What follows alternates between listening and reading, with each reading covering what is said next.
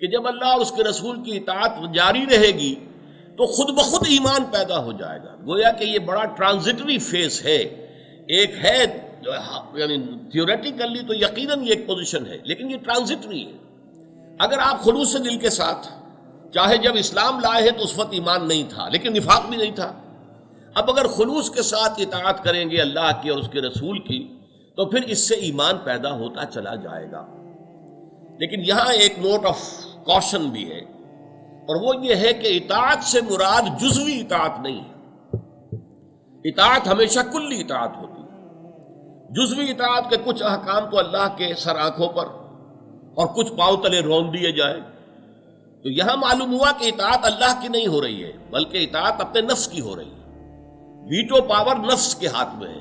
نفس جو ہے جس کو کہہ دے کہ ہاں ٹھیک ہے اس پر تو تم عمل کر لو اللہ کے حکم پر، اور جس کے بارے میں نفس یہ کہے کہ نہیں اس پر تم عمل نہیں کر سکتے، تو ہم نے نفس کی پیروی کی اور اللہ کے حکم کی پیروی نہیں کی. Partial obedience is no obedience at آل.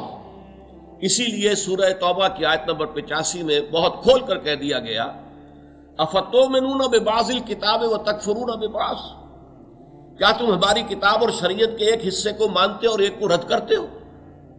فما جزاء من يفعل ذلك منكم الا خزي في الحیات الدنیا، تو جو کوئی بھی تم میں سے یہ طرز عمل اختیار کرے گا ان کی کوئی سزا اس کے سوا نہیں ہے کہ دنیا کی زندگی میں رسوا کر دیے جائیں، ذلیل اور خوار کر دیے جائیں.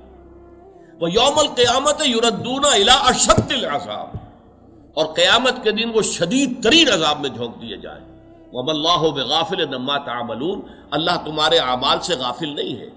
تم اپنی لمبی لمبی داڑھیوں سے اللہ کو دھوکہ نہیں دے سکتے. تم اپنے سالانہ جو ہے عمروں سے اور حجوں سے اللہ تعالیٰ کو دھوکہ نہیں دے سکتے. اگر تمہارے کاروبار سود پر چل رہے ہیں، اگر تمہارے کاروبار میں دھوکہ ہے، فریب ہے، اگر یہ چیزیں شامل ہیں، تمہاری آمدنی حرام کی ہے، تو ان چیزوں سے اللہ دھوکہ نہیں کھائے گا.